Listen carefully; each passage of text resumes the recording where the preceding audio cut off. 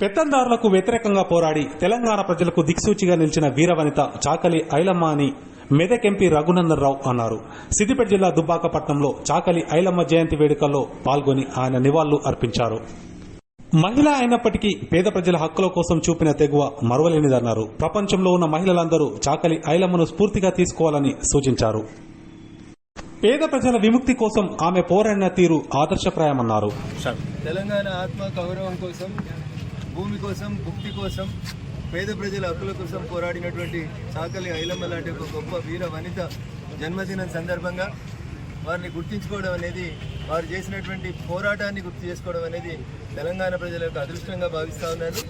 ఖచ్చితంగా భూమి కావాలని, భుక్తి కావాలని, పేదోడికి ఆత్మగౌరవం కావాలని ఒక మహిళ అయినప్పటికీ కూడా గ్రామాల్లో ఉన్నటువంటి పెత్తందారులకు వ్యతిరేకంగా పోరాడి తెలంగాణ ఉద్యమానికి ఒక చుక్కానిలా, ఒక దిక్సూచిలా నిలబడిన చాకలి ఐలమ్మ పోరాట స్ఫూర్తిని దేశవ్యాప్తంగా ఉన్నటువంటి మహిళా సోదరి మనందరూ కూడా గుర్తు తెచ్చుకోవాలని ఈ సందర్భంగా తెలియజేస్తూ, వారి జయంతి సందర్భంగా తెలంగాణ సమాజానికి అంతటి కూడా చాకలి ఐలమ్మ జయంతి సందర్భంగా శుభాకాంక్షలు, అభినందనలు తెలియజేస్తా ఉన్నాను. జై హింద్, జై తెలంగాణ.